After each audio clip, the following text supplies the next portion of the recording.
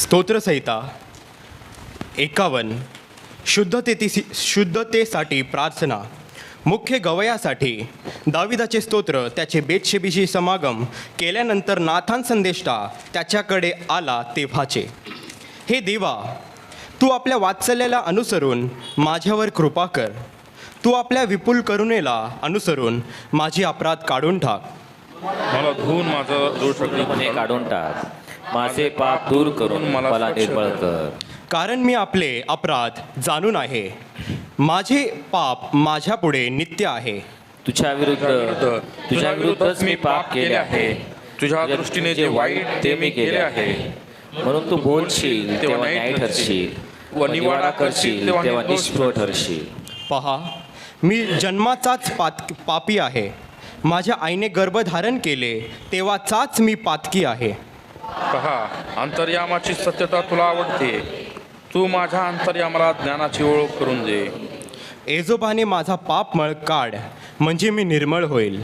मला धू म्हणजे मी बर्फाहून शुभ्र होईल.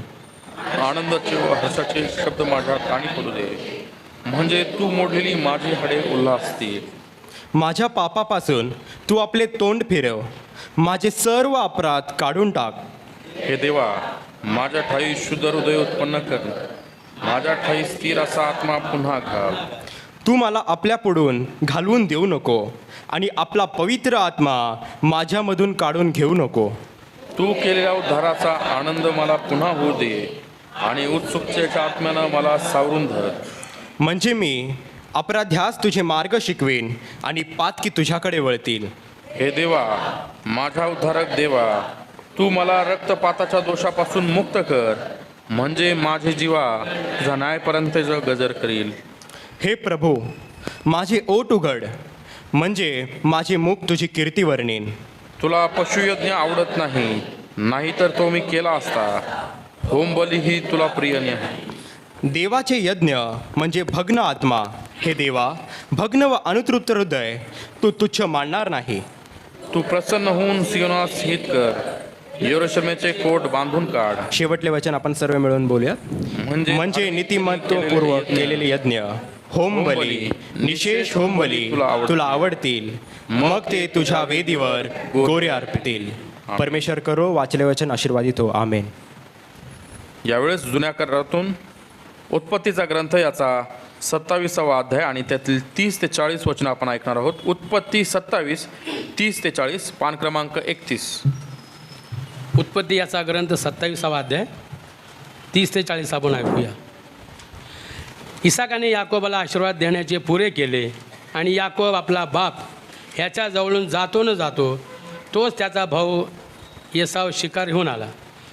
त्यानेही रुचकर पक्वान्न तयार करून आपल्या बापाकडे आणले व त्याला म्हटले, माझ्या बाबांनी उठून आपल्या मुलाने आणलेले हरणाचे मांस खावे आणि मला आशीर्वाद द्यावा. हे ऐकून त्याचा बाप इसाक त्याला म्हणाला, तू कोण? त्याने म्हटले, मी आपला वडील मुलगा येसाव. तेव्हा इसाक अतिशय कंपायमान होऊन म्हणाला, तर पारद करून आणलेल्या हरणाचे मांस घेऊन माझ्याकडे जो आला आणि तू येण्यापूर्वी मी ते खाऊन त्याला आशीर्वाद दिला, तो कोण? तो आशीर्वादित होणारच. येसावाने आपल्या बापाचे हे शब्द ऐकले तेव्हा तो अति दुःखाने हमरडा फोडून आपल्या बापाला म्हणाला, बाबा, मलाही आशीर्वाद द्या. तो म्हणाला, तुझ्या भाऊ कपटाने येऊन तुला मिळवायचा तो आशीर्वाद घेऊन गेला. तेव्हा येसाव म्हणाला, त्याला याकोब युक्तीने हिरावून घेणारा हे नाव यथार्थच ठेवले नाही काय? कारण त्याने 2दा मला दागा दिला. त्याने माझ्या ज्येष्ठत्वाचा हक्क घेतला, तो घेतलाच व आता माझ्या आशीर्वादाचाही त्याने अपहार केला. तर आपण माझ्यासाठी काहीच आशीर्वाद राखून ठेवला नाही काय? तेव्हा इसाकाने उत्तर दिले, पहा, मी त्याला तुझा स्वामी करून ठेवले आहे. त्याचे सर्व भाऊबंद त्याचे सेवक केले आहेत आणि धान्य व द्राक्षरस यांच्या योगे त्याला मी समृद्ध केले आहे. तर माझ्या मुला, आता तुझ्यासाठी मी काय करू? येसाव बापाला म्हणाला, आपल्याजवळ एक आशीर्वाद आहे काय? बाबा, मलाही आशीर्वाद द्या. आणि येसाव हेल काढून रडला. तेव्हा त्याचा बाप इसाक त्याला म्हणाला, पहा, पृथ्वीवरील सुपीक जमिनीपासून दूरवरून आकाशातील दव पडते तेथवर तुझी वस्ती होईल. तू आपल्या तलवारीने जगशील व आपल्या भावाचे दास्य करशील.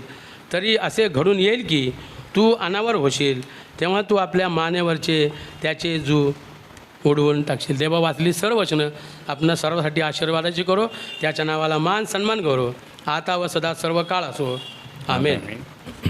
नवीन करारातून पत्राचे वाचन आपण करणार आहोत. याकोबाचे पत्र याचा 3रा अध्याय आणि 1 ते 12 वचनं आपण ऐकणार आहोत. याकोबाचे पत्र याचा 3रा अध्याय 1 ते 12 वचनं, पान क्रमांक 320.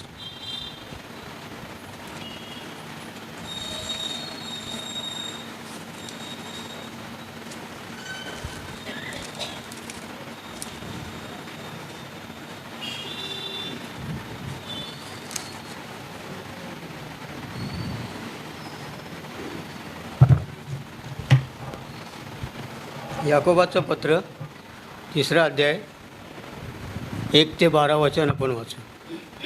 माझ्या बंधूंनो, तुम्ही पुष्कळ जण शिक्षक होऊ नका, कारण आपल्याला अधिक दंड होईल. हे तुम्हास माहीत आहे, कारण आपण सगळेच पुष्कळ चुका करीतो. कोणी जर बोलण्यात चुकत नाही तर तो मनुष्य पूर्ण होय.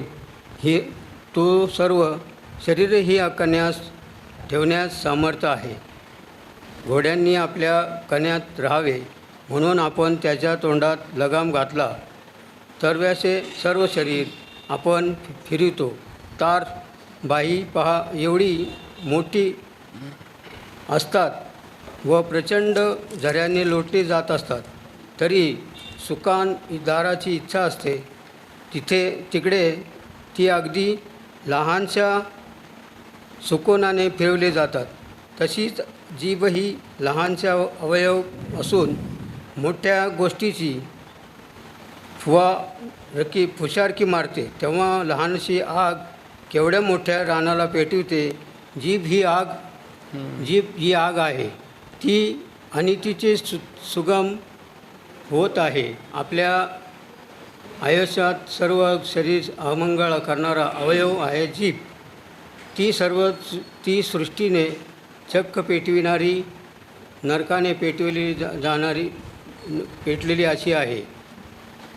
श्वानपदे तशी सरपटणारी प्राणी, समुद्रातील जीभ व प्रत्येकाचे स्वभाव मनुष्य स्वभावाला तसे होत आहे आणि झाला आहे. परंतु मनुष्यापैकी कोणीही जिभेला वंश करणारा समर्थ नाही. तशी शांतीविरहित असून दुष्ट आहे व प्राणघातक विधाने भरलेली आहे. तिच्या योगे जो प्रभू व पिता याची सपन स्तुती करतो आणि देवाच्या प्रतिप्रमाणे केलेल्या माणसांना तिच्याच योगे शापही देतो. एकाच तोंडातून स्तुती व शाप निघतात. माझ्या बंधूंनो, ह्या गोष्टी अशा प्रकारे होता कामा नये. झऱ्यांच्या एकाच छिद्रातून गोड पाणी व कडू पाणी निघते काय? रण माझ्या बंधूंनो, अंजीराला जैतुनाचे फळे किंवा द्राक्षवेलाही अंजीर घेतील काय? तसेच खऱ्या पाण्यातून गोड पाणी निघणार नाही. प्रभू करो वाचन आशीर्वाद. यावेळेस आपण शुभवर्तमानाचे वाचन करणार आहोत. आपण सर्वजण जागेवर उभं राहू. शुभवर्तमान. आजच्यासाठी नेमलेलं शुभवर्तमान मत्तेकृत शुभवर्तमान याचा 12वा अध्याय आणि 33व्या वचनापासून शुभवर्तमानास आरंभ होतो. हे येशू कृपा तू दे, सुवार्ता ऐकाया, विचारे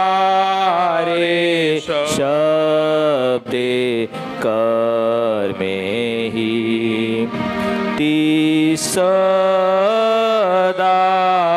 पाळाया.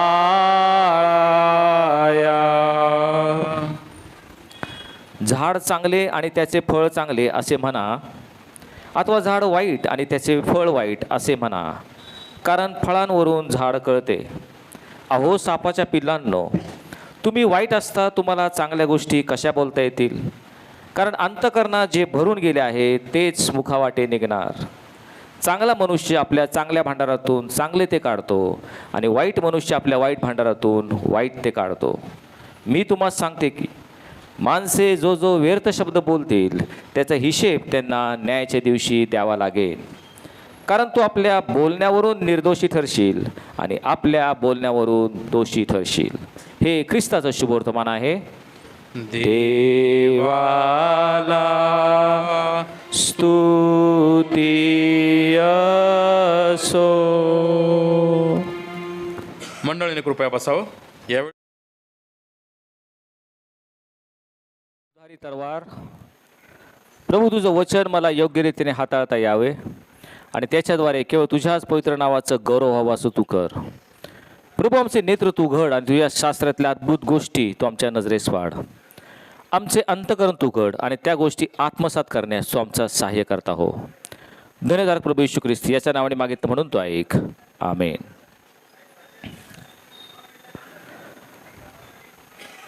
शब्दांचे सामर्थ्य. आज या विषयावर आपण मनन करणार आहोत, विचार करणार आहोत. तो विषय म्हणजे शब्दांचे सामर्थ्य. जे शब्द आम्ही बोलतो, जे शब्द आमच्या दैनंदिन जीवनामध्ये आम्ही उच्चारतो, त्या शब्दांमध्ये सामर्थ्य आहे हे आपण लक्षात घेणं महत्त्वाचं आहे. तुम्ही बोललेल्या शब्दात सामर्थ्य आहे. जे शब्द तुम्ही बोलता त्याद्वारे एखादा समोरील मनुष्य हा आनंदित होऊ शकतो, हर्षित होऊ शकतो. परंतु जे शब्द तुम्ही बोलता त्या शब्दाने एखादा मनुष्य दुःखी होऊ शकतो, त्याचं अंतःकरण खिन्न होऊ शकतं. जे शब्द तुम्ही बोलता त्याच्यातून एखाद्याचे अंतःकरण जखमी होऊन तो घायाळ होऊ शकतो. आणि ते शब्द ज्यावेळेस तुम्ही बोलता एखाद्याचे जखमी झालेलं अंतःकरण ह्याला मरमपट्टी करून ते भरून निघू शकतं. हे शब्दाचं सामर्थ्य आहे, हे मी लक्षात घेतलं पाहिजे. जे शब्द रोजच्या जीवनामध्ये तुम्ही उच्चारता त्या शब्दातून एखाद्याचा अश्रुपात होऊ शकतो, ढळाढळा तो अश्रू ढाळू शकतो. आणि तेच काही शब्द तुम्ही बोलल्यानंतर एखाद्याचे अश्रू पुसून त्याला सांत्वन मिळू शकतं, त्याला धैर्य किंवा धीर देऊ शकतो. हे शब्दाचं सामर्थ्य आहे. जे शब्द तुम्ही बोलता त्याने एखादा निराश होऊ शकतो, हताश होऊ शकतो. आणि काही शब्द बोलल्यावर एखाद्याला आशा उत्पन्न होती, त्याला त्या ठिकाणी उत्स्फूर्तता मिळते, त्याचं त्या ठिकाणी सांत्वन केलं जातं, त्याला उत्तेजन मिळू शकतं. हे शब्दाचं सामर्थ्य आहे. एवढंच नव्हे प्रियांनो, जे शब्द तुम्ही बोलता त्या शब्दाला एक दिशा आहे. एखाद्या ठराविक दिशेने ते शब्द जातात. तुम्ही बोललेले तुमचे शब्द हे तुम्हाला एकतर नाशाकडे घेऊन जाऊ शकतात किंवा तुमचे शब्द तुम्हाला सार्वकालिक जीवनाकडे घेऊन जाऊ शकतात. हे तुम्ही बोललेल्या शब्दांचं सामर्थ्य आहे. तुम्ही जे शब्द उच्चारता त्याच्यातून एखाद्या समोरील मनुष्याचं त्याच्या जीवनामध्ये आमूलाग्र बदल होऊन एक क्रांतिकारक फरक त्याच्यामध्ये पडून त्याचं जीवन परिवर्तित होऊन एकतर तो पूर्ण नाशाकडे आणि पापाच्या खाईत जाऊ शकतो किंवा पापाच्या दलदलीत आणि पापाच्या दरीत अडकलेला मनुष्य तुमच्या शब्दाद्वारे वर उचलला जाऊन सार्वकालिक जीवनात जाऊ शकतो. हे शब्दाचं सामर्थ्य आहे. ज्यावेळेस आपल्या घरामध्ये एखादं बालक जन्माला येतं आणि ते साधारण 9-10 महिन्याचं झालं की प्रत्येकाला आतुरता असती, हा बालक कधी बोलेल. आणि त्याचे सुरुवातीचे शब्द अगदी दादा, मामा, पापा हे जे बोबडे शब्द असतात ते बोल ऐकण्यामध्ये देखील आपल्याला खूप उत्सुकता असते. आपण उतावळे झालेलो असतो की बालक जे बोलतं ते बोबडे बोल देखील आपल्याला हवेसे वाटत असतात. त्याचप्रमाणे आपल्या कुटुंबातील प्रिय व्यक्ती जर आम्हापासून निघून गेली तर तिचे शब्द पुन्हा ऐकण्यासाठी आम्ही किती उतावळे, किती अधीर झालेलो असतो. मला पुन्हा एक वार त्या व्यक्तीचे काही शब्द ऐकू येतील का यासाठी आमचा जीव अधीर होतो, कारण आम्ही त्या व्यक्तीला गमावलेला असतो. मी या जगातून गेल्यावर मागं काय राहणार आहे? केवळ माझे शब्द, मी बोललेले शब्द एवढंच केवळ मागं राहू शकतं. आणि म्हणून शब्दामध्ये सामर्थ्य आहे, शब्दामध्ये प्रचंड सामर्थ्य आहे, आम्ही लक्षात ठेवलं पाहिजे.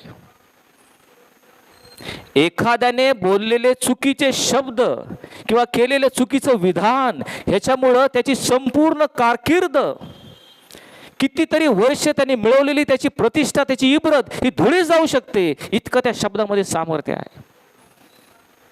आमच्यामध्ये काही राजकीय पुढारी आहेत, काही राजकीय नेते आहेत, काही मंत्री आहेत, त्यांचं नाव मी घेणार नाही, परंतु चुकीचे शब्द बोललेत, चुकीचं विधान केलंय आणि म्हणून त्यांची विश्वसनीयता ही कमी झालेली आहे. त्यांची लोकप्रियता निघून गेले नव्हे, त्यांना त्यांचं मंत्रिपद सुद्धा सोडावं लागलं. इतकी ताकद ह्या शब्दामध्ये असते. शब्दामध्ये सामर्थ्य आहे. ह्या शब्द, एक शब्द जर बदलला तर किती भयंकर परिणाम होतो याचा इतिहास आमच्या जवळच आमच्यामध्ये असलेल्या शनिवार वाड्यामध्ये आहे. साधारण 250 वर्षापूर्वीचा इतिहास. शनिवार वाडा 1773 साल, आजपासून 250 वर्षापूर्वी माधवराव पेशवे म्हणून हा पेशवे राज्य करत होता. त्यांचं निधन झालं आणि मग त्यांचा बंधू, त्यांचा भाऊ नारायणराव पेशवे यांना गादीवर बसावं असं त्या ठिकाणी सुचवण्यात आलं. परंतु नारायणराव पेशवे हा अल्पवयीन म्हणजे फक्त 17 वर्षाचा होता आणि म्हणून त्याचे जे काका आहेत रघुनाथराव पेशवे यांच्या मार्गदर्शनाखाली त्यांनी गादी चालवावी असं त्या ठिकाणी ठरवण्यात आलं. काही वर्ष चांगले गेले, परंतु नंतर हा 17 वर्षाचा नारायणराव याला कळालं की आपले काका रघुनाथराव हे आपल्या विरुद्ध कट कारस्थान रचत आहेत आणि म्हणून नारायणरावांनी रघुनाथरावला अटक केली. ते अटकेत होते. रघुनाथरावांनी एक युक्तिवाद केला. त्यांनी गार्दिस नावाचे जे लोक आहेत त्यांना भाडोत्री म्हणून घेतलं आणि संपूर्ण शनिवारवाडा ताब्यात घ्या, त्याच्यावर कब्जा करा आणि नारायणरावांना धरा असं पत्र लिहून त्यांनी गार्दिसांना दिलं. तेव्हा गार्दिस आले, संपूर्ण तो वाडा ताब्यात घेतला आणि ह्या नारायणरावाला त्यांनी धरलं आणि नेत असताना ह्या रघुनाथरावांची बायको आनंदीबाई पेशवे हिने ते पत्र वाचलं आणि ते पत्र वाचलं आणि तिने पाहिलं. त्यामध्ये लिहिलं होतं नारायणरावांना धरा. आणि तिने काय केलं? तिने फक्त एक शब्द बदलला. तिने धचा मा केला. नारायणरावांना धराचा तिने धचा मा केल्यावर नारायणरावांना मारा असं त्या पत्रात लिहिलं. आणि ज्यावेळेस त्या गार्दिस लोकांनी ते पत्र वाचलं, नारायणरावांना मारा, तेव्हा त्याला मारण्यासाठी ते पळू लागले. नारायणरावांना कळून आणलं, त्यावेळेस ते मोठ्याने ओरडत चालले, काका मला वाचवा, काका मला वाचवा. रघुनाथरावजवळ जात असताना त्याच वेळेस त्याच्या काकासमोर त्या नारायणरावाचा वध करण्यात आला, त्याची कत्तल करण्यात आली, केवळ एका शब्दाच्या फरकामुळं.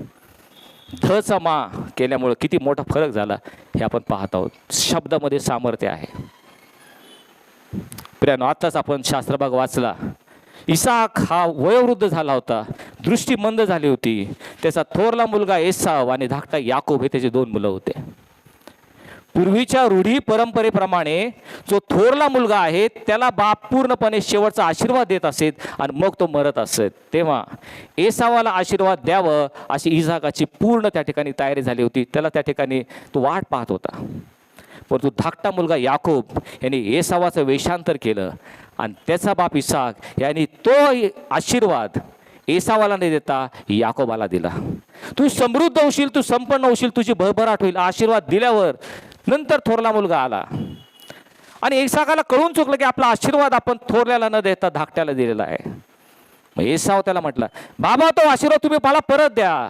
याकोब म्हटला, मी बोललो ते बोललो, माझे शब्द मी परत बदलू शकत नाही. जो आशीर्वाद मी त्याला दिला तो त्याला दिलेला आहे. तो म्हटला तरी तुम्ही मला काहीतरी आशीर्वाद द्या. तेव्हा इसाकाने त्याला काय आशीर्वाद दिला? सुपीक जमिनीच्या पासून दूर तू जाशील, तू तरवारीने जगशील आणि तू आपल्या भावाचं दास्य करशील. कारण का, जो समृद्धीचा आशीर्वाद आहे तो त्या मुलाला त्याने धाकट्याला देऊन टाकला होता. शब्दामध्ये सामर्थ्य आहे. त्या वधस्तंभावरील 3 वधस्तंभ आपण पाहूयात. कालवरी टेकडीवरील दोन्ही बाजूला 2 चोर आहेत. लोक निंदा करत आहेत, निर्भत्सना करत आहेत. आणि मत्तयाच्या 27व्या अध्यायामध्ये आम्ही वाचतो, त्यावेळेस लुटारू त्याच्याबरोबर वधस्तंभावर खेळलेले असताना त्यांनी त्याची निंदा केली. सुरुवातीला जर आपण पाहिलं, येशू वधस्तंभावर खेळलेला आहे, 2 बाजूला 2 लुटारू आहेत आणि दोन्ही लुटारून त्याची निंदा केली असं म्हटलेलं आहे, कारण त्यांनी त्याची निंदा केली. निंदा करणारे लुटारू, परंतु जो उजवीकडील चोर होता त्यांनी येशूचे शब्द ऐकले. जे त्याचा छळ करत आहेत त्यांच्यासाठी येशू म्हटलंय, बाप्पांना क्षमा कर, कारण हे काय करतात हे त्या समजत नाही. आणि हे ऐकल्यावर उजवीकडील चोराच्या अंतःकरणामध्ये परिवर्तन झालं आणि तो येशूला म्हणतो, हे येशू, तू आपल्या राजाधिकाराने येशील तेव्हा माझी आठवण कर. 10 शब्दांचं एक वाक्य बोलल्यावर येशू त्याला म्हटला, तू आज मजबरोबर सुखलोकात असशील. आणि नरकाच्या दारात असणारा हा लुटारू क्षणभरात सुखलोकीचा भागीदार झाला, सार्वकालिक जीवनात आला. कारण शब्दामध्ये सामर्थ्य आहे. आम्ही जे शब्द उच्चारतो त्याला अर्थ आहे, त्याला ताकद आहे, आम्ही लक्षात ठेवलं पाहिजे. तुम्ही बोललेले शब्द कधी कधी काय लोकांना नाशाकडे घेऊन जातात. आणि म्हणून ज्यावेळेस आम्ही शब्द उच्चारतो फार विचारपूर्वक केले पाहिजेत. कारण तुमचे शब्द ज्यावेळेस निंदा करणारे, एखाद्याशी नालस्ती करणारे, एखाद्याला टाकून बोलणारे, अवहेलना करणारे असतात. दुर्भाषण करणारे शब्द आहेत. भडकाऊ भाषण, आपल्याला ठाऊक असेल ज्यावेळेस निवडणुका येतात त्यावेळेस एका गटाचा जे नेता असेल दुसऱ्या गटावर भडकाऊ भाषण करतो. आणि मग काही एखाद्या जातीविषयी एका धर्माविषयी बोललं की मग त्या ठिकाणी मोठी दंगल उसळते. कारण शब्दामध्ये ताकद आहे. तुम्ही काय बोलताय याच्यावर संपूर्ण राष्ट्रावर देखील परिणाम होऊ शकतो. शब्द कसे बोलतो हे आम्ही त्या ठिकाणी महत्त्वाचं आहे. आणि म्हणून आज याकोब त्याच्या पत्रामध्ये आम्ही कसे शब्द बोलले पाहिजेत, आमची जीभ कशी पाहिजे हे सांगण्याचा प्रयत्न करत आहे. परंतु याकोबाने म्हटलेलं हे पत्र सर्वांसाठीच नाही. माझं वचन ऐकून जे स्वतःची चुका सुधारणारे आहेत, त्यांचं जीवन परिवर्तित करणार आहेत, त्यांना हे पत्र मी लिहू इच्छितो. जे परिपूर्ण आहेत, जे बोलण्यामध्ये कधीच चूक करणार नाही, त्यांच्यासाठी हे पत्र नाही. आणि म्हणून आज जर आपल्यामध्ये कोणी परिपूर्ण असेल, जे आत्मविश्वासाने म्हणत असेल की मी कधीच चुकणार नाही, तर क्षमा करा, आजचा संदेश तुमच्यासाठी नाही. आहे काय तो कोणी परिपूर्ण, आम्ही कधीच चुका करणार नाही, कधीच काय आम्ही वाईट बोलणार नाही असं असेल तर हा संदेश तुमच्यासाठी नाही. पण जर आम्ही कबूल करू की होय आतापर्यंत आम्ही चुकलो, आम्ही नाशाकडे जाणाऱ्या शब्दांनी आम्ही त्या ठिकाणी आमचं जीवन खंटलेलं आहे, आज आम्हाला सुधारण्याची, देवाच्या वचनातून आमचं जीवन परिवर्तित करण्याची वेळ आज आमच्याकडे आलेली आहे. ज्यावेळेस आम्ही एक डॉक्टरकडे जातो, तो आम्हाला तपासतो, त्यावेळेस डॉक्टर आम्हाला पहिली गोष्ट सांगतात, तुमची जीभ दाखवा. कारण जीभ बघून अनेक रोगांचं निदान होऊ शकतं. उदाहरणार्थ टायफॉइड हा आजार किंवा अनिमिया म्हणजे अंगातलं रक्त कमी असणं हे जीभ बघून डॉक्टर ओळखू शकतो. तसंच आमची आध्यात्मिक स्थिती कुठे आहे, पाप रोगामध्ये आम्ही कुठवर आहोत हे याकोब आमचे जीभ पाहून तो सांगत आहे. आमचा आत्मिक रोग तो आम्हाला त्या ठिकाणी दाखवतो. आम्ही काय बोलतो हे फार महत्त्वाचं आहे. ज्यावेळेस येशूला अटक करण्यात आली, त्याला पिलाताच्या वाड्यापुढे नेण्यात आलं, त्यावेळेस पेत्र घाबरत घाबरत पिलाताच्या वाड्यासमोर शेकोटी करत त्या ठिकाणी उभे राहिलेले आहेत. तेथे एक दासी आली आणि ती पेत्राकडे बघून तिला म्हणती, तू त्यांच्याबरोबर होतास, तू गालिली आहेस, मला ठाऊक आहे. आणि पेत्र म्हणतो, तुम्ही काय बोलता मला कळत नाही. थोड्या वेळाने दुसरी एक दासी आली आणि ती म्हटली, तू खरोखर त्यांच्याबरोबर होतास, कारण तुझ्या बोलीवरून तू कोण आहेस हे दिसून येतं. पहा ती काय म्हणते, फार विचार करण्याची गोष्ट आहे. ती म्हणते, तुझ्या बोलीवरून आमच्या लक्षात येते की तू येशूबरोबर होतास. प्रियांनो, ज्यावेळेस आम्ही ज्या जगामध्ये वावरतो, आमच्या मंडळीमध्ये ज्या ठिकाणी आम्ही राहतो, आमचे शेजारचे पाजारचे आमचे रहिवासी, ज्या ठिकाणी आम्ही काम करतो तेथे आमचे सहकारी, आमचे अधिकारी, ज्या कॉलेजमध्ये आम्ही जातो तिथे आमचे मित्रमैत्रिणी आमच्याकडं पाहून असं म्हणू शकतात का, तुझ्या बोलीवरून तू कोण आहेस हे आम्हाला दिसून येतं. तू जे बोलतोस त्यावरून तू येशूचा शिष्य आहेस, तू येशूचा विश्वासणारा आहेस, तू ख्रिस्ती आहेस हे आम्हाला कळून येतो. तुझ्या बोलीवरून, तुझ्या बोलण्यावरून. का आमच्या बोलण्यावरून आम्ही सैतानाचे लेकर आहोत हे लक्षात येतं का? आमची बोली कशी आहे? शास्त्रीन पुरुष यांच्याकडे पाहून येशूने म्हटले, तुम्ही आपला बाप सैतान यांच्यापासून झालेला आहात आणि तुमच्या वासनेप्रमाणे, त्याच्या इच्छेप्रमाणे करू तुम्ही पाहता. कारण तो आरंभापासून मनुष्य घातक होता आणि तो सत्य टिकला नाही, कारण त्याच्याकडे सत्य नव्हतं. तो खोटे बोलतो तेव्हा स्वतःचं बोलतो, कारण तो लबाड व लबाडीचा बाप आहे. त्यावेळेस आमच्या बोलण्यातून इतरांबद्दल निंदा, अवहेलना, लबाडी, खोटं बोललं जातं, त्यावेळेस आम्ही लबाड आणि लबाडीचा बाप जो सैतान त्याचे लेकर आम्ही ठरतो. शब्दात सामर्थ्य आहे. आम्ही काय बोलत आहोत आत्मपरीक्षण केलं पाहिजे. आणि म्हणून येशू म्हटला, चांगले झाड चांगले फळ देते, वाईट झाड वाईट फळ देते, त्यांच्या फळांवरून तुम्ही झाड ओळखाल. आम्ही जे बोलतो आमच्या फळांवरून हा कोणत्या प्रकारचा मनुष्य आहे, ही स्त्री किंवा पुरुष कसा आहे हे लोक ओळखू शकतात. कारण मनुष्याच्या अंतःकरणात जे भरून उरलं आहे तेच मुखावाटे बाहेर पडतं. चांगला मनुष्य आपल्या चांगल्या भांडारातून चांगलं ते काढतो आणि वाईट मनुष्य आपल्या वाईट भांडारातून वाईट ते काढतो. जे शब्द तुम्ही बोलता ते शब्द कुठून निघतात? आमच्या अंतःकरणातून निघतात. आणि म्हणून मूळ जे आहे ते आमचं अंतःकरणाची शुद्धता हे फार महत्त्वाचं आहे. अनेकदा आम्ही म्हणतो की आम्ही तर चांगले आहोत, आम्ही ख्रिस्ती आहोत, आम्ही कधी शिवीगाळी करत नाही, आम्ही कुणाला दूषणं देत नाहीत, आम्ही कोणाची निंदा करत नाहीत, कधी मोठे खोटे आरोप कुणावर करत नाहीत. कबूल आहे. पण कधी कधी तुम्ही वाईट शब्द बोलत नसाल, पण तुमची बोलण्याची पद्धत ही देखील दुसऱ्यांना जाणून देते की तुम्ही तुमच्या अंतःकरणात काय चाललं आहे. बोलण्याची पद्धत चुकीची असू शकते. शब्द चांगले पण बोलण्याची पद्धत चुकीची. उदाहरणार्थ, जर मी म्हटलं त्याने जे काय केलं ना ते हलक्यात घेऊ नको बरं का, काट्याने काटा काढायचा. मला सांगा या वाक्यामध्ये कुठं काय शिवीगाळी आहे का हो? कुठं काय निंदात्मक शब्द आहेत का? साधं मी बोललो, जे बोलला ते हलक्यात घेऊ नको, काट्याने काटा काढला पाहिजे. पण बोलण्याची पद्धत पहा, त्याच्यावरून तुझी मनोवृत्ती, तुमच्या अंतःकरणात काय चाललेलं आहे, तुमची सूड भावना ही त्याहून कळून येते. बोलण्याची पद्धत आम्ही बदलली पाहिजे. जे काही तिने केलं ना ते विसरून चालणार नाही. लक्षात ठेव, वेळ आली की आपण दाखवून देऊ. ह्याच्यामध्ये कुठं काय निंदात्मक आहे? पण आम्ही कसं बोलतो, बोलण्याचा आमचा मनोभाव काय आहे, ह्याच्यावरून व्यक्ती ओळखली जाते. कधी कधी आम्ही सहज म्हणतो, आता फार झालं दुसऱ्यांचा विचार काय करते, आता स्वतःचं बघ, दुसऱ्यांचं काय ते काही घेणे देणं आपल्याला. साधी गोष्ट आहे बोलणं, पण ह्याच्यामधून तुमचा अंतर्भाव काय आहे हे लोकांना कळून येतं. तिने जे काय केलं ना, आता गप्प बसायचं नाही. साधं वाक्य आहे, पण बघा बोलण्याची पद्धत कशी आहे. आणि म्हणून शब्दांमध्ये सामर्थ्य आहे, शब्दांमध्ये ताकद आहे. ती तुम्हाला जीवनाकडे किंवा नाशाकडे घेऊन जाऊ शकते. आम्ही कशा प्रकारचे शब्द बोलत आहोत प्रियांनो? ज्यावेळेस आम्ही वाईट शब्द बोलत असतो, लक्षात ठेवा आम्ही देवाचे चांगले लोक आहोत, पण ज्यावेळेस आमच्या या जिभेतून वाईट शब्द पडतात त्यावेळेस लक्षात ठेवा तुमच्या जिभेचं हायजॅक किंवा अपहरण झालेलं आहे. त्यावेळेस ती जीभ तुमच्या ताब्यामध्ये नाही, ती कुणीतरी हायजॅक केलेलं आहे, त्याचं अपहरण केलेलं आहे. हायजॅक हा शब्द आपल्या सर्वांच्या परिचयाचा असेल. ज्यावेळेस एखादे दहशतवादी आहेत आणि ते विमानाचं अपहरण करतात, अपहरण केल्यानंतर त्या संपूर्ण विमानाचा ताबा आता त्या दहशतवादी किंवा अतिरेक्यांकडे जातो. आता तो पायलट जो वैमानिक आहे त्याच्या हातामध्ये काहीच राहत नाही. ज्यांनी अपहरण केलेलं आहे ते सांगतील आणि त्याप्रमाणेच त्या दिशेने विमान घेऊन जावं लागतं, कारण ते विमानाचं अपहरण झालेलं असतं. तसंच तुमच्या इच्छेविरुद्ध ज्यावेळेस तुम्ही वाईट बोलता, एखाद्याची निंदा करता, नालस्ती करता, एखाद्याला दूषण देता, एखाद्याच्या पाठीमागे बोलता, त्यावेळेस तुमच्या जिभेचं अपहरण तर झालं नाही ना? तुमची जीभ कुणीतरी दुसऱ्याने ताब्यात घेतलेली आहे का? विचार केला पाहिजे.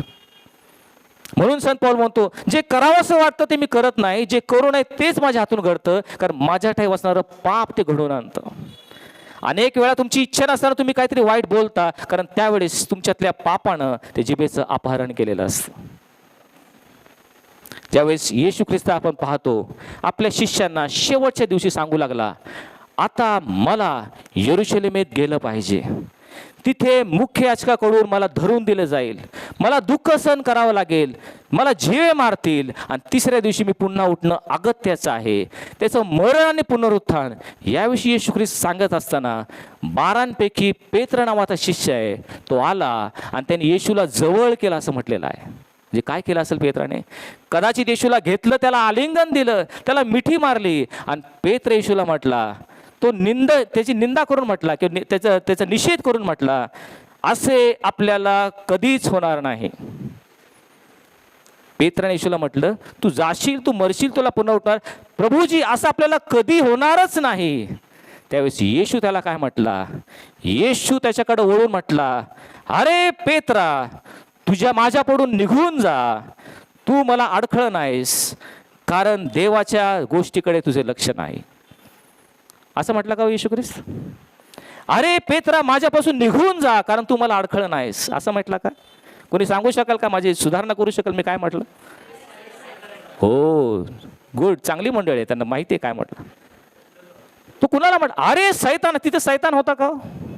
पेत्राकडे पाहतो, पेत्राला बोलतो, म्हणतो अरे सैताना माझ्यापासून निघून जा. कारण येशूला त्यावेळेस माहित होतं ह्या पेत्राच्या जिभेचं अपहरण सैतानाने केलेलं आहे. सैतानाच्या काव्यात त्याची जीभ आहे आणि सैतान त्याच्या जिभेतून बोलत आहे. येशूला पूर्णपणे ठाऊक होतं, अरे सैताना माझ्यापासून निघून जा, कारण तू मला अडखळं नाहीस. अनेक वेळा आमच्या जिभेचं नियंत्रण सैतानाकडून घेतो आणि आमच्या जिभेवरून तो बोलत असतो. प्रियांनो, आम्ही लक्षात ठेवलं पाहिजे, सैतान जो आहे त्याला आपण जुनाट साप म्हटलेला आहे. एदेन बागेत सर्पाचं रूप घेऊन त्याने या हायवेला फसवलं आणि पाप जगामध्ये आलं आणि पापाचं वेतन मरण आलं. सापाविषयी एक शास्त्रीय माहिती थोडक्यात मी पाहिली, गुगलवर पाहिली, आणि त्यावेळेस मला आश्चर्य वाटलं. साप जो आहे, समजा एक मोठा साप आहे, लांबलचक मोठा साप आहे आणि एक सापाचं पिल्लू आहे. दोन्ही विषारी सापांविषयी मी बोलत आहे. मोठा विषारी साप आणि एक सापाचं पिल्लू, ह्याच्यामध्ये सर्वात घातक कोण आहे? समजा तुमचा दंश झाला तर ह्याच्यामध्ये घातक कोणाचा असेल? मोठ्या सापाचा असेल का पिल्लाचा असेल? मला सुरुवातीला वाटलं जो मोठा साप आहे तो जास्त घातक ठरत असेल, परंतु शास्त्र आम्हाला सांगतं, जर तुम्ही माहिती घेतली तर सापाचं एक छोटंसं पिल्लू आहे त्याचा दंश आम्हाला अधिक घातक ठरू शकतो. याचं कारण काय? शास्त्रज्ञांनी त्यावर विचार केला, अभ्यास केला, आणि त्यांना असं दिसून आलं, हा जो साप आहे तो जो विष ओततो त्याच्यामध्ये एक प्रक्रिया आहे आणि ती अशी आहे, समोरून जो संभाव्य धोका आहे तो धोका पाहून त्या प्रमाणात तो साप ते विष ओतत असतो. त्याला जर वाटलं की आपल्याला फक्त थोडासाच धोका आहे तर विषातला थोडासा भाग फक्त तो दंश करतो आणि निघून जातो. हे मोठा साप असं करत असतो. पण त्याला जर वाटलं संभाव्य धोका खूप आहे, त्याला कोणी काठीने मारायला लागलं तर मग तो संपूर्ण विष ओततो. पण ही कला कोणाला असती? जो प्रौढ साप आहे, मोठा झालेला आहे, तो थोडकं विष ओतायची कला या मोठ्या सापाला असते.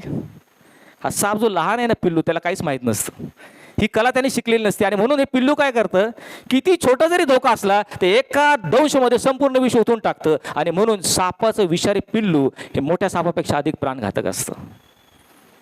प्रियांनो, तुमच्या जीवनामध्ये आठवून पहा, एका दंशामध्ये सर्व विष ओतून किती जणांना आपण घायल केला असेल. आठवून पहा, अशा प्रकारे मी दंश करतो, एका दंशामध्येच तो संपूर्ण मनुष्य घायल झाला पाहिजे. प्राणघातक विषाने आम्ही आमची जीभ बाहेर पाडत असतो. शब्दामध्ये सामर्थ्य आहे, आम्ही नाशाकडे चाललो आहोत का? विचार केला पाहिजे. आणि म्हणून याकोब 3:8 मध्ये तो म्हणतो, मनुष्यापैकी कोणीही जिभेला वश करण्यास समर्थ नाही. पहा, बाकी सगळ्या गोष्टी आम्ही करतो, पण जिभेला वश करावं, जीभ नियंत्रणामध्ये ठेवावी. जे बोलतो ते शब्द आम्ही आवरून बोलावेत, समजून बोलावेत, ह्याला कोणीच समर्थ नाही असं तो म्हणतो. ती शांतीरहित असून ती दुष्ट आहे आणि सर्व प्राणघातक विषाने भरलेली आहे. आम्हाला तो त्या ठिकाणी वॉर्निंग देत आहे, तुमची जीभ शांतीरहित, दुष्ट आणि प्राणघातक विषाने भरलेले आहे. प्रियांनो, आणि म्हणून जे शब्द आम्ही बोलतो त्याचा उगम कुठं आहे हे देखील पाहिलं पाहिजे, म्हणजे आमच्या बोलण्यामध्ये सुधारणा होईल. त्याचा उगम आमच्या अंतःकरणामध्ये आहे. कारण येशूने म्हटलेलं आहे, अंतःकरणातून जो चांगला मनुष्य आहे चांगल्या अंतःकरणातून चांगलं बोलतो, वाईट मनुष्य वाईट अंतःकरणातून वाईट ते बोलतो. आणि म्हणून हे दावीदाला ठाऊक होतं. तो काय म्हणतो, तू माझे स्तोत्र 51:10 मध्ये म्हणतो, हे देवा माझ्या ठाई शुद्ध हृदय उत्पन्न कर, माझ्या ठाई शुद्ध हृदय उत्पन्न कर. का शुद्ध हृदय झालं की शुद्ध शब्द माझ्या मुखातून पडतील, आणि अशुद्ध हृदयातून अशुद्ध शब्द आमच्या मुखातून पडतात. आणि म्हणून आम्ही लक्षात ठेवलं पाहिजे, आमचा स्वभाव बदलला पाहिजे, मुळाशी गाव घातला पाहिजे. वर पत्ते तोडून उपयोग नाही. अनेक वेळा आम्ही काय करतो, वर नुसतंच आम्ही चांगलं बोलायचा प्रयत्न करतो, आम्ही खूप चांगले आहोत याचा आव आम्ही दाखवण्याचा प्रयत्न करतो, परंतु अंतःकरणातून स्वभावामध्ये बदल झाला पाहिजे, तर आमचं बोलणं सुधारू शकतं. आणि याचं मागेही मी एक उदाहरण सांगितलं होतं, परंतु यावेळेस सांगणं थोडंसं आवश्यक आहे. आणि ते म्हणजे 2 प्राणी आपण घेत आहोत. पहिलं प्राणी म्हणजे डुक्कर. डुक्कर ह्याचा स्वभाव असा आहे की त्याला गाळात लोळायला आवडतं, उकिरड्यावर चालायला आवडतं, आणि घाणीत लोळण्यामध्ये त्याला एक वेगळा आनंद मिळतो. आपला कायचा स्वभाव त्याप्रमाणे असतो की आम्हाला वाईट करण्यामध्ये, बोलण्यामध्ये एक प्रकारचा आनंद, सुख मिळत असतं. पण ज्यावेळेस आमच्या हृदयाची शुद्धता होती, परमेश्वर आमचं पाषाण हृदय काढून आम्हाला मांसमय हृदय देतो, त्यावेळेस आमच्या हृदयाचं शुद्धीकरण झाल्यावर आमचा पूर्ण स्वभावच बदलतो. आणि मग एखादी मांजर जशी असते की तिला घाणीत लोळायला कधी आवडत नाही, घाणीत चुकून पडली तर लगेच ती स्वतःला स्वच्छ करते. स्वच्छता हा तिचा गुणधर्म आहे. आणि म्हणून हे लक्षात घ्या, आमचं जीवनाचं परिवर्तन होणं म्हणजे काय? जे त्या डुकराला आवडतं त्या मांजरीला आवडत नाही. ह्यावेळेस म्हणतात आमच्या जीवनाचं परिवर्तन झालं. आत्तापर्यंत बोलण्यामध्ये जो आम्हाला आनंद मिळत होता, ते सुख मिळत होतं, ते सोडून त्याचा आम्हाला तिरस्कार ज्यावेळेस वाटतो, त्याची आम्हाला घृणा वाटते, त्याचा आम्हाला तिटकारा येतो आणि ते मनापासून आम्ही सोडून देतो. नुसतं वरवर नाही, मनापासून. त्याला म्हणतात जीवनाचं खरी परिवर्तन. आणि शेवटी याकोब आम्हाला हे जिभेचं उदाहरण देताना 3 उदाहरणं देत आहेत आणि त्याला आम्हाला समजावून सांगत आहेत जिभेचं महत्त्व काय. सुरुवातीला तो म्हणतो, घोड्यांना कयात आणण्यासाठी त्याच्या तोंडात लगाम घातला की त्याचं सर्व शरीर आम्हाला फिरवता येतं. पहा, कल्पना करा, हा घोडा जो रेसमध्ये धावत आहे, तुफान वेगाने वाऱ्याशी गप्पा करत हा घोडा चाललेला आहे, त्याला जर कयात आणायचं असेल, एक छोटासा लगाम पुरेसा आहे असं याकोब आम्हाला सांगतो. फक्त लगाम त्याच्या तोंडामध्ये घाला, मग सैराट बेफाट वेगाने धावणारा घोडा ह्याला तुम्ही कयात आणू शकता. कशामुळं? छोट्याशा लगामामुळं. पुढे याकोब आम्हाला म्हणतो, मोठे तारव प्रचंड वाऱ्याने लोटले जातात, परंतु एका छोट्याशा सुकानाने सुकानदाराच्या इच्छेप्रमाणे पाहिजे त्या दिशेने ते फिरवले जातात. पूर्वीच्या काळी काय मोठे यंत्र किंवा मोटार त्या तारवांना नसायची. ते समुद्रावर जाणारे तारव हे त्याला एक शीड ज्याला म्हणतात, त्याला पडदा असायचा आणि त्या पडद्यामध्ये वारा शिरला की त्या दिशेने ते तारव जायची. पण पडद्याला दिशा देण्यासाठी सुकाना नावाचं एक छोटंसं यंत्र बसवलं जायचं. ते छोटंसं यंत्र पूर्ण तारवाचा ताबा ते घ्यायचं, कारण ज्या दिशेने ते यंत्र फिरवलं जाईल त्या दिशेने ते तारव जायचे. म्हणजे मोठं तारव हाकायला छोटंसं सुकाना पुरेसं आहे, हे याकोब आम्हाला सांगतो. आणि शेवटी तो म्हणतो, छोटीशी आग सर्व वनव्याला पेटवते. ऑस्ट्रेलिया, कॅनडा या ठिकाणी मोठमोठे जंगल आहेत, हजारो एकर पसरलेले जंगल आहेत. उन्हाळ्याच्या वेळेस ज्यावेळेस हे झाडं वाळतात, एक छोटीशी आगीची ठिणगी जर त्या झाडावर पडली तर झाडाला झाड जळून संपूर्ण जंगल भ्रष्ट होतं, नाश होतो त्याचा. अनेक प्राण्यांची त्या ठिकाणी हानी होते, मोठी वित्त हानी होते. कशामुळं? एक छोटीशी ठिणगी सर्व वनव्याला पेटवते. या ठिकाणी याकोबाला काय सांगायचा प्रयत्न करत आहे? मोठमोठ्या गोष्टींचं नियंत्रण एका छोट्याशा गोष्टीवर आहे, हे तुम्ही लक्षात ठेवा. हा धोक्याचा इशारा तो आम्हाला देत आहे. तुमचे संपूर्ण शरीर आहे, हे संपूर्ण शरीर अमंगळ करण्याचं ताकद किंवा पॉवर तुमच्या त्या जिभेमध्ये आहे. छोटीशी जीभ पण संपूर्ण शरीर अमंगळ करू शकते, कारण ते अनितीचं भुवन आहे असं तो म्हणतो. आणि म्हणून आम्ही बोलताना विचार केला पाहिजे आम्ही कशा प्रकारे बोललं पाहिजे. प्रियानो, ज्यावेळेस हे तारव समुद्रातून जातात त्यावेळेस त्याची दिशा समुद्रात कळत नाही, कारण सर्वकडे पाणीच असतं. दिशा दाखवण्यासाठी कंपास नावाचं एक छोटंसं यंत्र असतं, छोटंसं गोल यंत्र, ज्याच्यामध्ये उत्तर, दक्षिण, पूर्व, पश्चिम असे दिशा दाखवणारे बाण असतात आणि त्याप्रमाणे ते तारव चालवलं जातं. आम्हाला दिशा पाहिजे. आमच्या जीवनाची नौका हाकत असताना कोणत्या दिशेने आम्हाला जायचं आहे, तर योहान त्याच्या पत्रामध्ये आम्हाला सांगतो, आम्ही आता देवाची मुले आहोत आणि पुढे आपण काय होऊ आपल्याला ठाऊक नाही, पण जेव्हा तो प्रगट होईल तेव्हा आपण त्याच्यासारखे होऊ हे आपल्याला माहीत आहे. ह्या दिशेने आपल्याला जीवन कंटायचं आहे. ज्यावेळेस येशू ख्रिस्त पुन्हा प्रगट होईल तेव्हा आपण कोणासारखे होऊ? येशू सारखे आपण होऊ. तुमची जीवन नौका ह्या दिशेने तुम्हाला हाकायची आहे. मग ह्या दिशेने जात असताना आम्ही जर स्वतःचं स्टिअरिंग आमच्या स्वतःच्या हातात ठेवलं तर उपयोग होणार नाही.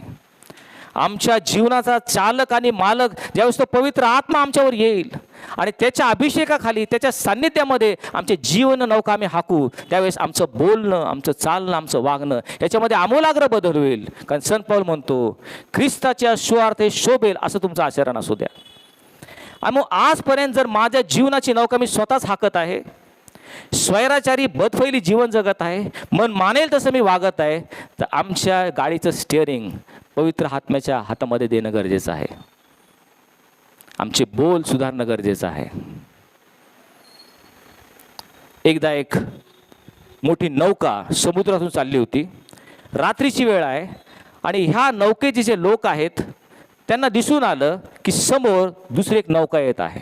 एक लाईट त्यांना दिसला आणि रात्रीच्या वेळेस लाईट येत आहे म्हणजे दुसरी एक नौका असेल असं त्यांना वाटलं. आणि म्हणून ही जी नौका होती ती दुसरी कोणती नसून अमेरिकेची एक युद्ध नौका.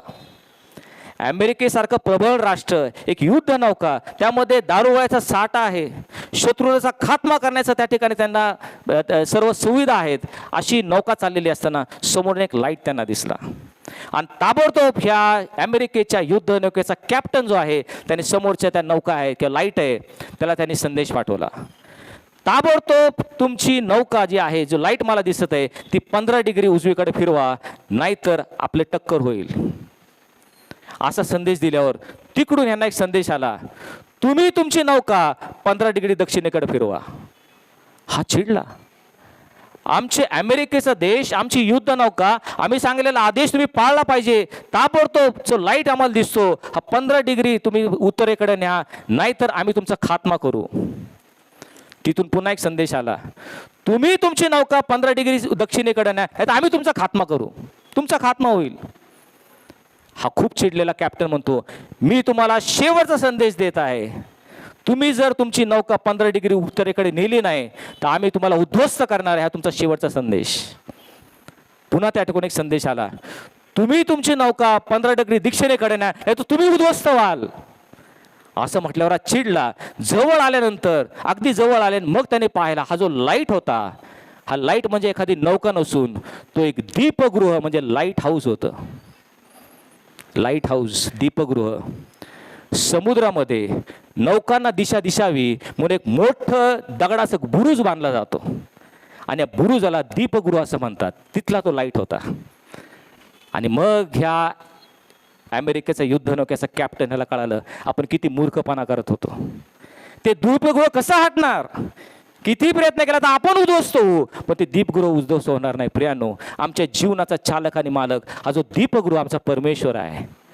त्यामुळं आमच्या स्वतःच्या कल्पनेने, आमच्या सुविचाराने, आमच्या सुपक बुद्धीने आमचं जीवन नौका न खणता त्याला समर्पित होऊयात आणि तो जो आदेश देईल त्याप्रमाणे आपली जीवन नौका हाकूयात, नाहीतर आम्ही उद्ध्वस्त होऊन जाऊ, आम्ही नाशाकडे जाऊ. आणि म्हणून लक्षात ठेवा प्रियांनो, प्रॉब्लेम आमच्यामध्ये आहे. आम्हाला अनेकदा वाटतं प्रॉब्लेम त्याच्यामध्ये आहे, प्रॉब्लेम तिच्यामध्ये आहे, ती अशी आहे ती तशी नाही. प्रियांनो, प्रॉब्लेम आमच्या हृदयामध्ये आहे. हृदय अशुद्ध आहे आणि म्हणून सगळे प्रॉब्लेम आहेत. आणि ह्याचं सोल्युशन, ह्याचं उत्तर बाहेर म्हणजे वर आहे. वर पाहूयात, त्याला समर्पित होऊयात, समर्पण होऊयात आणि प्रार्थना करूयात की आत्तापर्यंत मी माझे शब्द अनियंत्रितपणे, बेफाम सैराटपणे मी बोलत होतो, विचार न करता अविचाराने आत्तापर्यंत बोलत होतो, पण शब्दाचं महत्त्व आता मला कळालेलं आहे. शब्दाचं सामर्थ्य मी समजून घेतलेलं आहे. माझे बोलणारे शब्द एखाद्याला नाशाकडे नेऊ शकतात किंवा एखाद्याचे जीवन घडवू शकतात हे मला समजलेलं आहे. आणि मग इथून पुढं बोलताना प्रभू मी खूप विचार करेन. प्रियांनो, येशू ख्रिस्ताकडे शेवटचं उदाहरण म्हणतो. येशू ख्रिस्ताकडे पहा. तुमच्या जीवनामध्ये येशू ख्रिस्तासारखा अनेक लोक येतील. तुमच्या जीवनामध्ये एखादा यहूदा इस्करियोत येईल की जो विषार चुंबनाला धरून देण्यासारखं तुम्हाला धरून देईल, तुमचा विश्वासघात करेल, तुमच्या पाठीत खंजर खुपसणाऱ्यासारखा यहूदा इस्करियोत तुमच्या जीवनामध्ये येईल. तुमच्या जीवनामध्ये पंत पिलातासारखा एखादा मनुष्य येईल की जो तुमच्यावर अन्याय करेल. कुठली तुमची चूक नसताना, तुम्ही निरपराध असताना तुम्हाला शिक्षा करणारा पंत पिलात हा तुमच्या जीवनामध्ये कदाचित येईल. तुमच्या जीवनामध्ये शास्त्री पुरुष, यहूद्यांचे वडील यांच्यासारखे लोक येतील जे तुमच्या खोटे आरोप करतील, तुमची निर्भसना करतील, तुमची निंदा करतील. तुमच्या जीवनामध्ये रोमी शिपायासारखे लोक येतील की जे तुमचा आतोनात छळ करतील, तुमचा मानसिक छळ करतील. सर्व खरे या जीवनामध्ये संघर्ष आहेत. लोक तुमचा विरोध करणार, तुम्हाला विरोधक असणार, शेवटपर्यंत असणार. पण हे सर्व लोक जरी तुमच्या जीवनामध्ये आले तरी येशू व्हायचं का नाही हे तुमच्या हातामध्ये आहे. हा तुमचा हक्क आणि तुमचा अधिकार कोणी त्या ठिकाणी हिरावून घेऊ शकत नाही. येशू व्हायचं का नाही हे तुमच्या हातामध्ये, ते त्यांच्या हातामध्ये नाही. आणि मग कुणाला काय करायचं ते करू द्या, त्यांच्यावर आपलं नियंत्रण नाही, पण तुमच्या जीवनावर तर तुमचं नियंत्रण आहे. तुम्ही तर येशूसारखं वागू शकता. आत्मपरीक्षण करूयात. आणि हे येशूसारखं वागण्यासाठी प्रियांनो आपल्याकडं पवित्र शास्त्र आहे, जे देवाचं वचन जे आत्ताच आपण ऐकलं. 66 पुस्तकं 1500 वर्षाच्या कालावधीमध्ये 40हून अधिक लेखकांनी लिहिलेले, 3 वेगवेगळ्या भाषांमध्ये भाषांतरित केलेले आणि हजारो वर्षानंतर आमच्या घरापर्यंत येऊन पोहोचलेले देवाचं वचन जे सत्य आहे, जे अनेक चांगल्या गोष्टीने भरलेलं आहे, हे देवाच्या वचनाद्वारेच आपण पवित्र होऊ शकतो. आमचं अंतःकरण शुद्ध होऊ शकतं. दुसरं कोणी तुम्हाला शुद्ध करू शकणार नाही. केवळ आणि केवळ देवाचं वचन तुम्हाला पवित्र करून तुमचं जीवन परिवर्तित करू शकतात. त्याचं मर्म तुम्ही ओळखा. हे देवाचं वचन आपल्यावर येऊपर्यंत किती लोकांनी आहुती दिलेले, प्राण आपले गमावलेले आहेत, हे लक्षात ठेवून रोज हे देवाचं वचन वाचून रोज रोज आपलं शुद्धीकरण करून घेऊयात. हे फार महत्त्वाचं आहे. कारण येशूने म्हटलेलं आहे, माणसे जो जो व्यर्थ शब्द बोलतील त्याचा हिशोब तुम्हाला द्यावा लागेल. प्रत्येक बोललेला व्यर्थ शब्द याचा हिशोब आम्हाला द्यावा लागणार आहे, हे आपण लक्षात ठेवूयात. आणि म्हणूनच संत पौल म्हणतो, तुमचे बोलणे सर्वदा कृपायुक्त, म्हणजे मिठाने रुचकर केल्यासारखे, म्हणजे कोणाला कसे बोलावे हे तुम्ही लक्षात घेतले पाहिजेत. आत्ममंडळास काय म्हणतो, हे ज्याला कान आहेत तो ऐको. प्रार्थना करूयात.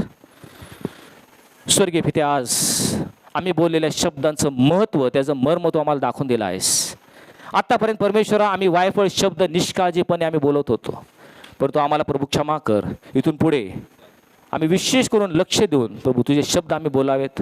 त्या शब्दामध्ये एक सामर्थ्य आहे आणि इतर लोकांना अंधकारातून प्रकाशाकडं, मरणातून जीवनाकडे घेऊन जाण्यासाठी आम्ही बोललेले शब्द तुला मान्य असोत, अशी प्रार्थना ख्रिस्त येशूच्या नावाने केली म्हणून आमेन.